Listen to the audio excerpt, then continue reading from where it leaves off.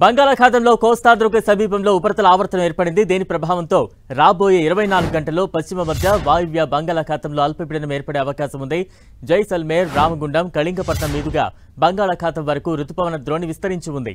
దీంతో ఈ రోజు నుంచి ఈ నెల 9 వరకు రాష్ట్ర వ్యాప్తంగా విస్తారంగా వర్షాలు కురుస్తాయని అమరావతి వాతావరణ కేంద్రం సంచాలకులు స్టెల్లా తెలిపారు.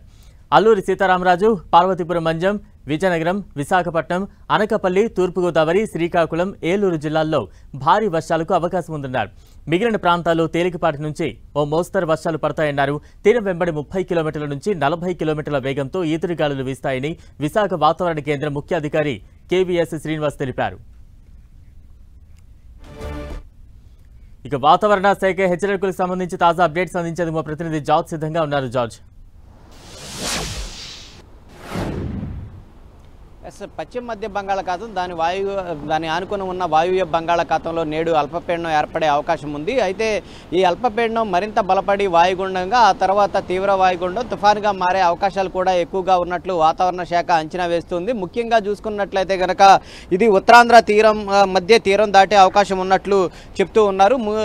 ఒడిశా తీరం దాటేందుకు 30%, అలాగే ఈ ఉత్తరాంధ్ర ప్రాంతాల మధ్య ఏదైతే ఈ విశాఖపట్నం, విజయనగరం, శ్రీకాకుళం ప్రాంతాల మధ్య తీరం దాటేందుకు 70% అవకాశాలు ఉన్నట్లు వాతావరణ శాఖ అంచనా వేస్తూ ఉంది. అయితే అల్పపీడనం ఏర్పడిన తర్వాత దాని గమ్యం ఎటువైపు ఉంటుందనేది కూడా అంచనా వేయబోతూ ఉన్నారు.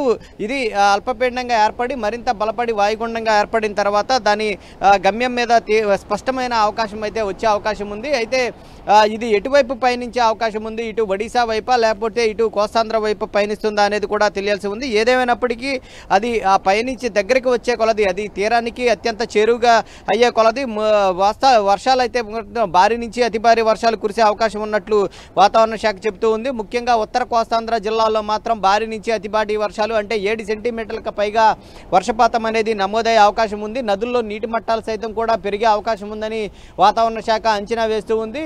ఇప్పటికే చూసుకున్నట్లయితే కనుక చాలా ప్రాంతాలు సైతం కూడా ఇప్పటికే ముంపుకు గురయ్యాయి.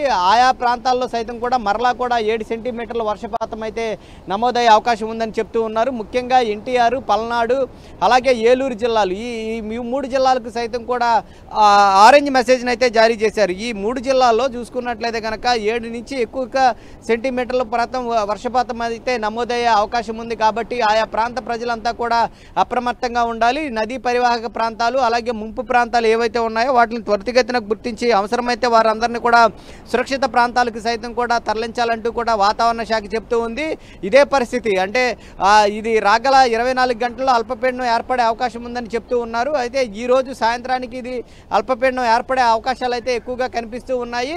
అల్పపీడనం ఏర్పడిన తర్వాత 9వ తేదీ వరకు సైతం కూడా చూసుకున్నట్లయితే కనుక ఉత్తర కోస్తాంధ్ర జిల్లాలో 1-2 చోట్ల అంటే ఉత్తర కోస్తాంధ్ర జిల్లాలో మోస్తారు నుంచి 1-2 చోట్ల కూడా భారీ వర్షాలు అయితే నమోదయ్యే అవకాశం కనిపిస్తూ ఉంది. అయితే ఇది తుఫానుగా మారి ఇటు తీరానికి సమీపించే కొలది, మరొక వైపు అత్యంత సమీపంగా వచ్చే కొలది కూడా అంతకంతకు దాని ప్రభావం అయితే పెరిగే అవకాశం కనిపిస్తూ ఉంది.